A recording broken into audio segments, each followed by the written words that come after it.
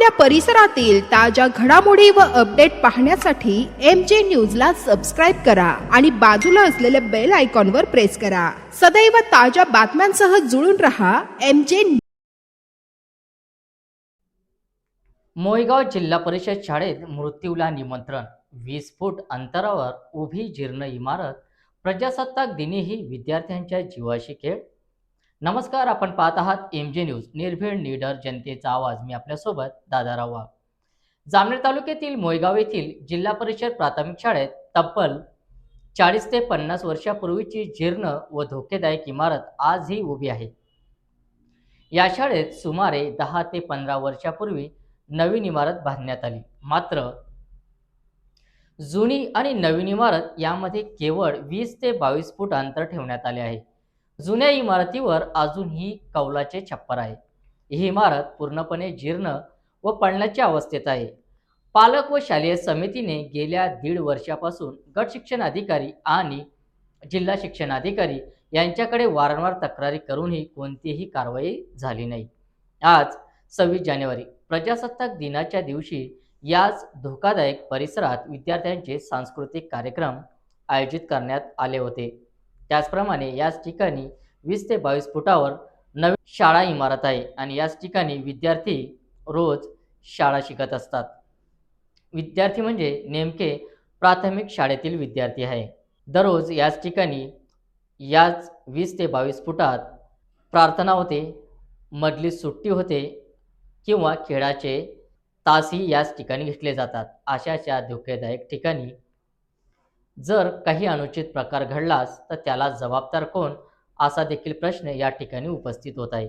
MJ न्यूजने प्रत्यक्ष घटनास्थळी जाऊन पाहणी केली असता नवीन इमारत, 40 ते 50 वर्षापूर्वीची जीर्ण इमारत, दोन्ही इमारतीमधील केवळ 20 ते 22 फूट अंतर, हे सर्व स्पष्टपणे कॅमेऱ्यात दिसून आले।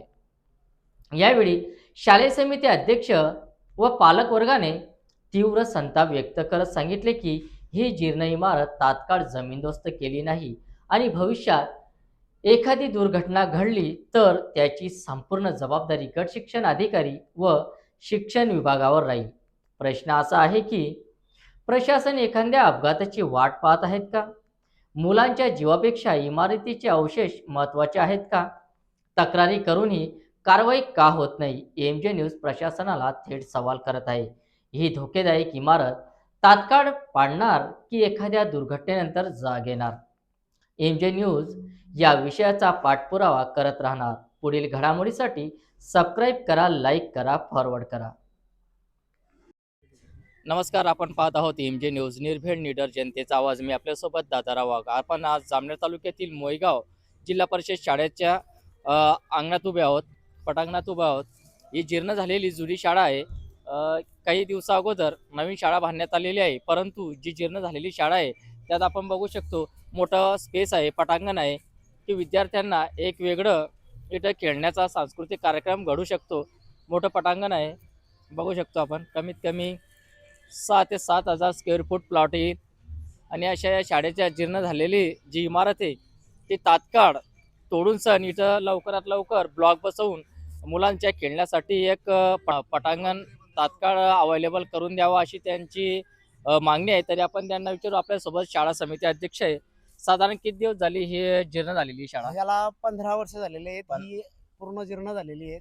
याच्यामध्ये आमच्या आजूबाजूचे जे इथं घरं राहतात त्यांनी 4-5 वेळा जे विषारी सर्प आहेत त्यांना त्यांच्या निदर्शनात आले। त्यांना कळलं की ते छोटी छोटी मुले आहेत शाळेमध्ये, त्यांना कळत नाही विषारी सर्प काय असतो किंवा आपले मुके प्राणी काय असतात।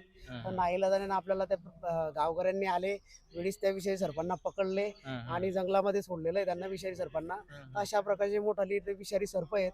इथं इच्छा असून सुद्धा मुलं येऊ शकत नाहीत, शिक्षक येऊ शकत नाहीत। 3-4 मुलं सुद्धा जखमी झाले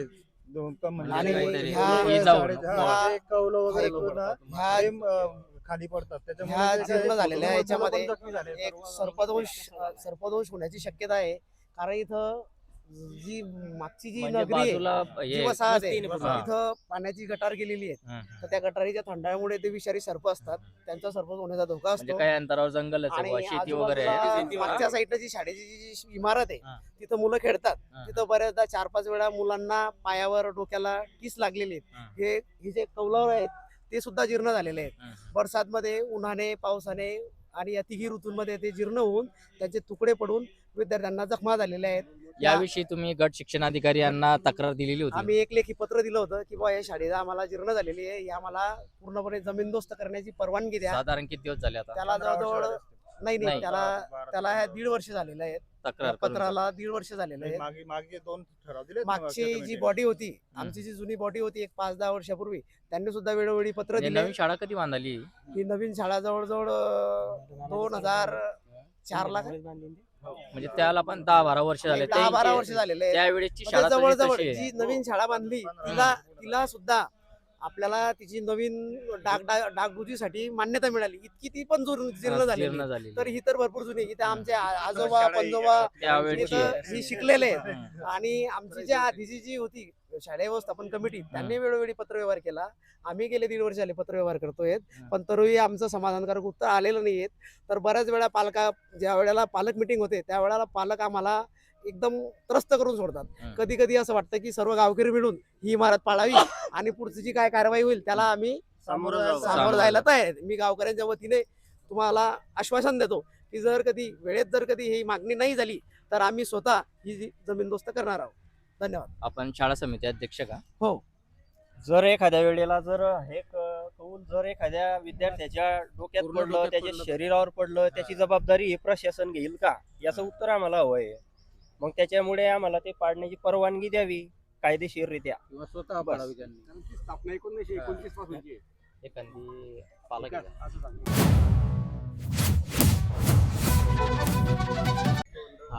काय सांगाल की इथे तुमचे नातू हे शिकताय, हो.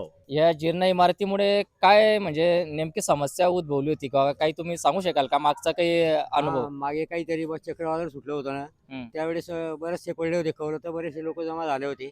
मुलाला लागायचा धाकरा तो म्हणजे हा, आणि नातू म्हणजे जे विद्यार्थी आहेत ते छोटे छोटे आहे ना? छोटे छोटे हम्म. पहिलीपासून. मग बऱ्याच वेळा अशा घटना झाल्या का बुवा त्यांना काही दुखापत वगैरे झाली? बरेच वेळा होतोय.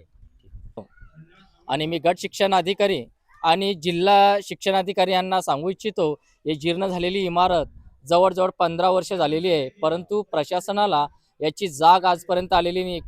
सांगायचं तात्पर्य एवढं आहे की नवीन जी इमारत झालेली आहे तिला सुद्धा 10 ते 15 वर्ष झालेले आहे. त्या इमारतीच्या बाजूला खेटूनच ही जीर्ण झालेली इमारत आहे. यावर आपण बघू शकतो कौल आहे. कौल हे जवळजवळ इंग्रज हे कौल एखादी हवा आली किंवा वारा उदान आलं किंवा पावसाळ्यात ते कौल शीद आहे, हवेमुळे डायरेक्ट खाली येतात आणि बाजूलाच म्हणजे हे बघू शकतो आपण इथं पडलेलेच आहे. हे बघा इथं कौल डायरेक्ट शीद येतात, हे पडलेलेच आहे. मी तुम्हाला जे दाखवतोय गट शिक्षणाधिकारी काळे साहेब तुम्ही बघू शकता, यांनी जवळजवळ 3 ते 4 वेळेस ग्रामपंचायतचा ठराव करून देखील तुम्ही यावर काय कारवाई करता याकडे गावकऱ्यांचे लक्ष लागलेले आहे.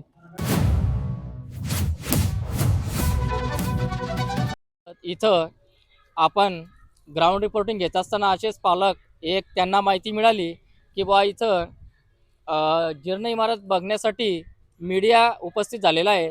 त्यामुळे ते धावपळ करत इथं आले आणि आपल्याशी संपर्क साधला की मला देखील बोलायचं आहे, कारण त्यांचे मुलगा किंवा मुलगी असेल शाळेमध्ये, त्यामुळे त्यांचं काय म्हणणं आहे ते नेमकं जाणून घेऊ. काय सांगाल सर? सर, आमचं म्हणणं असं आहे की ही शाळा कमीत कमी 25 वर्षापासून जीर्ण झालेली आहे, तरी याच्याकडे शासन थोडंसंही दखल घेत नाही किंवा तक्रार काही करत नाही. त्यांनी काहीतरी कारवाई करावी किंवा या शाळेला आम्हाला पाडण्याची किंवा तोडण्याची जबाबदारी द्यावी. नाही जर असं केलं तर आम्ही गट शिक्षणाधिकारी साहेब यांना निवेदन देऊन सुद्धा ते तक्रार घेत नाहीत. त्यांनी निवेदन दिल्यावर तक्रार नाही घेतली त्याच्यापुढे आम्ही आंदोलन करू किंवा उपोषण करू. आणि मुलांना जर काही कमी जास्त झालं किंवा कोणाला काही लागलं तर याला जबाबदार शासनच राहील किंवा गट शिक्षणाधिकारी राहतील, एवढं मी त्यांना समजावून सांगू शकतो.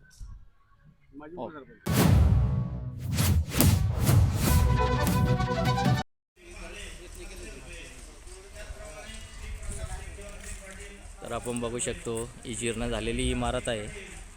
आज 26 जानेवारी प्रजासत्ताक दिवस आहे आणि याच दिवशी इथं गावातील पालकवर्ग आणि शाळा समिती हे हजर झालेले होते आणि सांस्कृतिक कार्यक्रम चालू आहे 26 जानेवारी निमित्त. आता हे खेटूनच ही जीर्ण झालेली इमारत आणि ही नवीन म्हणजे नवीन म्हणता नाही येणार, कारण याला सुद्धा 15 वर्ष झालेले आहे.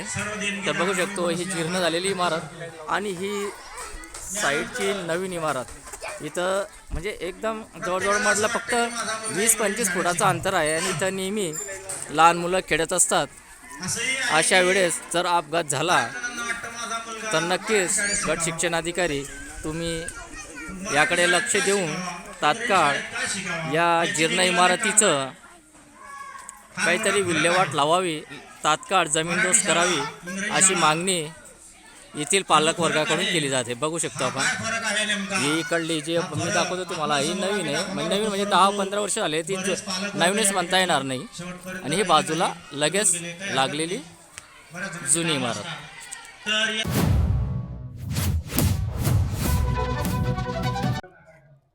विशेष म्हणजे पालकवर्ग एवढा भयभीत झालेला आहे की या शाळेमध्ये विद्यार्थी पाठवायचे की नाही पाठवायचे. एखाद्या वेळेस सकाळून विद्यार्थी शाळेत जावा आणि संध्याकाळी दुखापत होऊन सण घरी यावा.